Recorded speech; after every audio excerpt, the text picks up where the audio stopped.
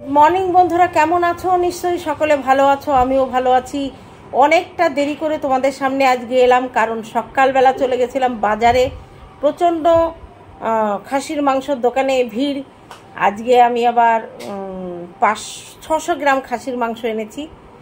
আমরা দুজন খাবো, দুদিন হয়ে যাবে। আর বড় মেয়ে বিকালে আসবে, অবশ্য খাওয়া দাওয়া করবে না, ও একটু খাসির মাংস খেতে ভালোবাসে, যদি খায় 2 পিস খাবে।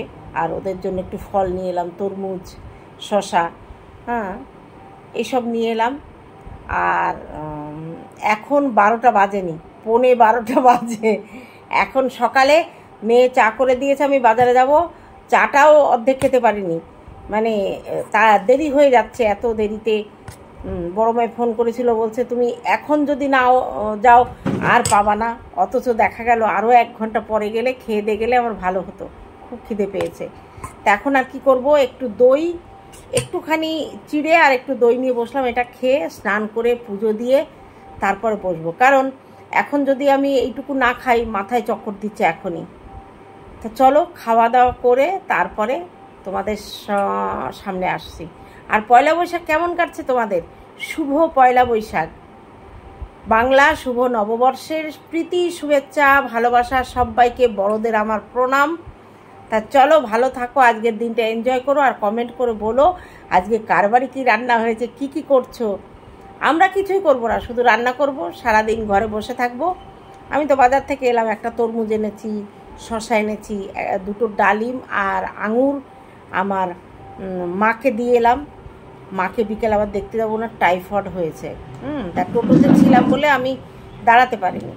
যাই হোক, আবার বিকেলে যাবো। আর আমার জন্য দু প্যাকেট কটকটি, আর এনেছি আমার ঠাকুর ঘরের জন্য একটু ফল এনেছি, আঙুর আর লেবু আছে, মৌসুম্বি আছে, আর 500 টাকার খাসির মাংস, আর একটু আদা এনেছি, টক দই।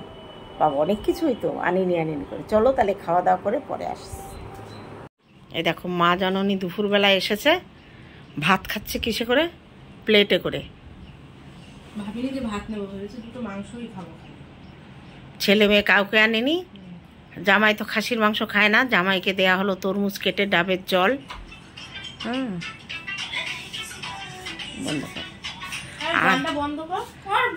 আর মা জননী 2 পিস খাসির মাংস নিল আর 1 চামচ ভাত নিয়েছে, তাও একটা প্লেটে করে। বললাম যে দুটো খা আর একটু তৃপ্তি করে। বাড়ি গিয়ে খেতে হবে না, রান্না করে দিতে। বাড়ির দেশি মুরগি, তাই তো? নাতিপুতিগুলো আনেনি। এই রোদ রে বাপরে, বাইরে প্রচণ্ড রোদ। বৃষ্টির রান্না কেমন হয়েছে? বৃষ্টির রান্না কেমন হয়েছে? কি হয়েছে? শুলোই দিয়ে রাখছে, ওই জন্য ঠান্ডা হচ্ছিল না। ঠান্ডা না, আমি যেহেতু দিয়ে রাখি অল্প অল্প ঠান্ডা খায়। ঠিক আছে, 24 দিন ঠান্ডা হয়। আমরা তো থাকি, আমি ঘরে আসার সঙ্গে সঙ্গে আমার দমটা হয়ে আসছে। মানে কি, আমার কারেন্ট কম পুরা বেশি পুরা, মানে 24 থেকে 26 থাকলে এর মধ্যে কারেন্টটা কম পড়ে। এর নিচে গেলেই কারেন্ট বেশি পড়বে, আর এর উপরে গেলেই কারেন্ট বেশি পড়বে। বৃষ্টি রান্না করেছে, আমি আজকে রান্নাঘরে যাইনি, কিন্তু বৃষ্টির দিদি বলছে নাকি রান্না ভালো হয়েছে। রান্না একদম সিম্পলের মধ্যে করেছে। চলো তাহলে এদের সঙ্গে একটু গল্প করি, পরে আবার আসছে। বলে টাকার থেকে টাকার সুদের দাম বেশি। মেয়েকে দেখলাম, জামাইকে দেখলাম, কিন্তু নাতিপুতির জন্য না দেখা পর্যন্ত ভালো লাগে না। এই রোদের মধ্যে আনতে অসুবিধাও। আর ওরা এলে বেশ একটা হইচই, বাড়ি একদম মেতে যায়। ওরাও একদিনের জন্য এসছে ঠাকুর দাদা ঠাকুমার কাছে, অন্যায় আবদার তো করতে পারি না। যা হোক, আবার দেখা হবে।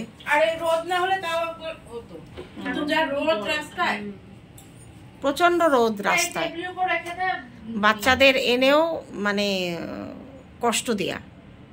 যাই হোক, আগামী 20 তারিখে ওর জন্মদিন আছে, একেবারে তখনই দেখা হবে। চলো তাহলে ওদের সঙ্গে একটু গল্প করি, পরে আবার আসছে। ঝড়ের গতিতে এলো, ঝড়ের গতিতে চলে গেল, এটাই হচ্ছে জীবন, সংসার। কালকে রাতে এসেছে, রাতে না বিকেলে এসেছে, শ্বশুরবাড়িতে রাতে থেকেছে, এখন রান্নাবান্না করে এসছে, এই আমার বাড়িতে এলো, একটুখানি দেখা করে প্রণাম করে আমাদের পয়লা বৈশাখের গিফট দিয়ে গেল। এটা হচ্ছে বৃষ্টির জন্য নাইটি, এটা বৃষ্টির জন্য ভালো, বেশ কাপড়টাও ভালো, প্রিন্টটা তো খুবই সুন্দর, এটা আনকমন প্রিন্ট, লাল রং, কিন্তু এই লালটা ভালো লাগে। আর এটা দিল আমাকে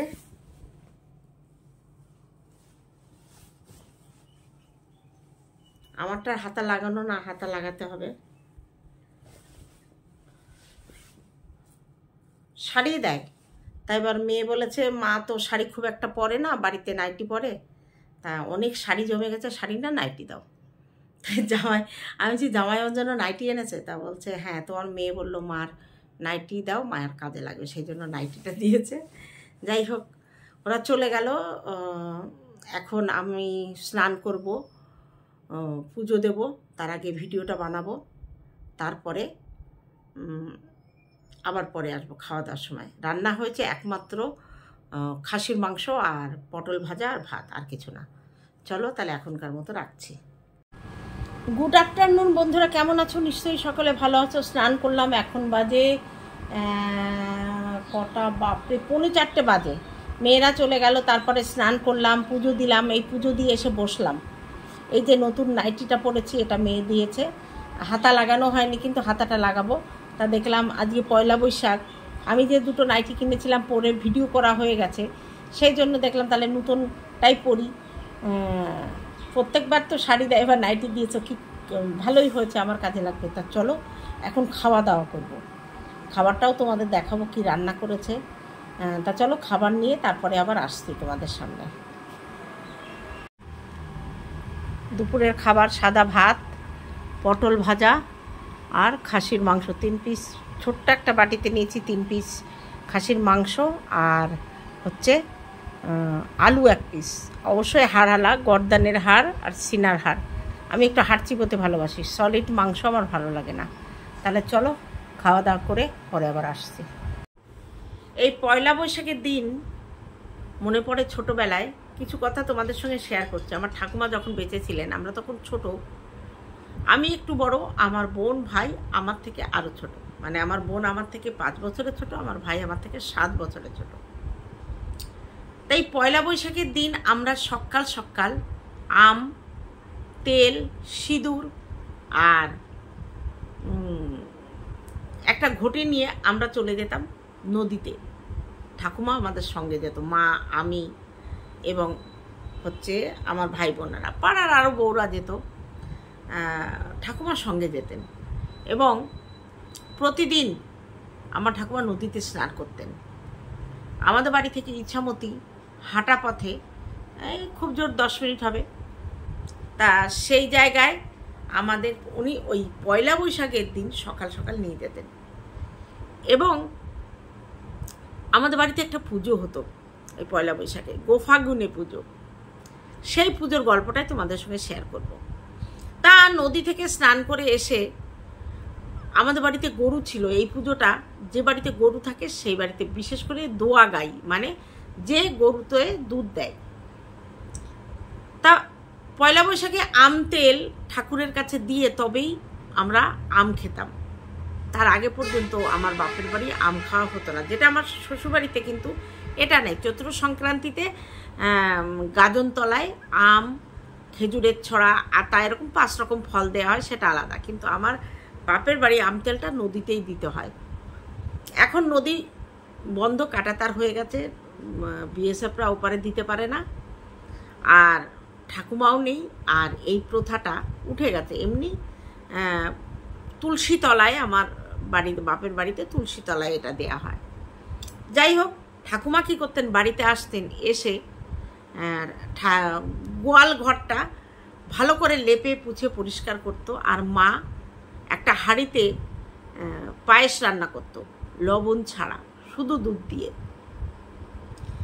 গরুটাকে স্নান করানো হতো। আমাদের বাড়িতে যেহেতু 4টে দুধেলা গাই ছিল, আর সব সময় 2টো বাছুর থাকতো, আর আমার বাবা স্কুল টিচার ছিলেন, জমি জায়গায়ও ছিল, একটা রাখাল থাকতো। তখন তাদের লেবার না, রাখাল বলা হতো, যারা মাঠে গরু চড়িয়ে আনতো, আমাদের বাড়িতেই থাকতো, আমাদের বাড়িতেই ঘুমাতো। তার জন্য আলাদা একটা শোয়ার ঘর ছিল। সকালবেলা উঠে গরুর খাবার দেয়া, গোয়াল পরিষ্কার করা, সব কিছু ওই ছেলেটা করতো। তা ওকে ছেলেটাকে দিয়ে সব গরু স্নান করাতো, করিয়ে এনে তারপরে গোয়াল লেপে পুছে মা পায়েস রান্না করতো। এবার কচি কলার পাতা, একটু সবুজ সবুজ হবে হালকা, সেই কলার পাতায় ওই হাঁড়ি গরম পায়েস এনে গুড় দিয়ে রান্না হতো লবণ ছাড়া, ওই কলার পাতায় ঢেলে দিত এবং সেটাকে মানে যতক্ষণ পুজো না করতো ঠাকুমা ততক্ষণ ঢেকে দিত। তারপরে এটার নিয়ম হচ্ছে পুজো যখন হয়ে যাবে, ওই পায়েসটা একটু ঠান্ডা হবে, তখন যত রাখাল বালক এবং আমাদের পাড়ার ছেলে পেলে আমরা সবাই ওই পায়েসটাকে সবাই খেত একই পাত থেকে, যে যার মতো করে খেয়ে ওই রাখাল বালকেরা ওই পাতাটাকে, ওই গরুটাকে মারত ওই পাতাটা দিয়ে। তোমাদের মধ্যে যদি এই নিয়ম কারোর থেকে থাকে একটু কমেন্ট করে বলো। আমি না এই জিনিসগুলো খুব মিস করি, খুব মিস করি। পয়লা বৈশাখের জন্য আমরা বসে থাকতাম এবং যাদের বাড়িতে এই দুয়াগাই থাকতো, গ্রামের বাড়ি, প্রত্যেক বাড়িতে ওইভাবে ওই পুজোয় সব ছেলেপেলেরা খেতে যেত। এটা একটা আনন্দ ছিল, ছেলেরা যেত তার সঙ্গে। আর তখন না আমরা যখন খেলা করতাম তখন ছেলে মেয়ে এইভাবে আলাদা ভাগ ছিল না, আমরা একসঙ্গেই খেলা করতাম পাড়ার ছেলেপেলে। গোলাছুট, তারপরে কবাডি, কবাডিটা বিশেষ করে ছেলেরাই খেলতো, আমরা গোলাছুট যেটাকে বলে, তারপরে ওটাকে বলে খোখো খেলা, তারপরে আর একটা হচ্ছে যেটাকে বলে দাড়ি খেলা, চারকোনা করে খোট কেটে তার মধ্যে হাত দিয়ে আটকে সে হাতের তলা দিয়ে বেরিয়ে গিয়ে, সে এক মজার দিন ছিল গো। আমার বাপের বাড়ির সামনে একটা ছোট্ট মাঠ ছিল, যেটা এখন আর নেই, বাড়ি হয়ে গেছে। সেই মাঠে যেদিন পূর্ণিমার রাত হতো, আমার একদম ঘরের লাগোয়া, সেদিন দেখতাম আমাদের পাড়ার বড় ছেলেরা ওই দাড়িগোল্লা খেলতো এবং আমরা আমাদের বারান্দা দিয়ে দেখা যেত। তখন তো আর কারেন্ট ছিল না, পূর্ণিমার চাঁদের আলোয় তারা খেলতো আর আমরা বারান্দা দিয়ে দেখতে পেতাম। হেরিকেনের আলোয় পড়াশুনো করেছি, টেবিল ল্যাম্প, বাতি, যেটাকে ওই কুপি বলে, বাতিতে এরকম করে একটা মাটির ইয়ের ওপরে বাতি রেখে রান্না হতো, কাঠের রান্নাঘর, তখন গ্যাস ছিল না, হ্যাঁ স্টোভ ছিল, জনতা স্টোভে চা হতো। তারপরে মাটির ঘর লেপতে হতো, বর্ষাকালে ডোয়া নষ্ট হয়ে যেত, মানে ডোয়া বলে ধার, ওই যে ভিতের যে অংশটাকে ওটা বলতো ডোয়া, সেটা লেপতে হতো, আমার মা করতো, আমরাও সাহায্য করেছি। বাড়িতে মুড়ি ভাজা হতো, চিড়ে কোটা হতো। আমাদের বাড়িতে ঢেকি ছিল, ঢেকির একটা ঘর ছিল আলাদা, ধানের গোলা ছিল, নতুন ধান উঠলে নবান্ন তৈরি হতো। সব কোথায় হারিয়ে গেছে, বাবা পারে না, মাঠে জমি আছে ভাই ভাগে দিয়ে দেয়, কিছু জায়গায় গাছ লাগানো আছে, আম কাঁঠালের গাছ, কলা গাছ, কিন্তু এই যে ছোটবেলাটা না, এটা আমার এই জেনারেশন দেখতে পাবে না। তাই এই ঘটনা আমার সঙ্গে আমি যেটা উপলব্ধি এখন মিস করি, এটা কে কে মিস করো একটু কমেন্ট করে জানিও। ভিডিওটা অনেক বড় হয়ে যাবে, চলো তাহলে আজকে এইখানেই রাখছি, দেখা হবে অন্য কোনো ভিডিওতে। ততক্ষণে সবাই সাবধানে থেকো, গুড নাইট, টাটা।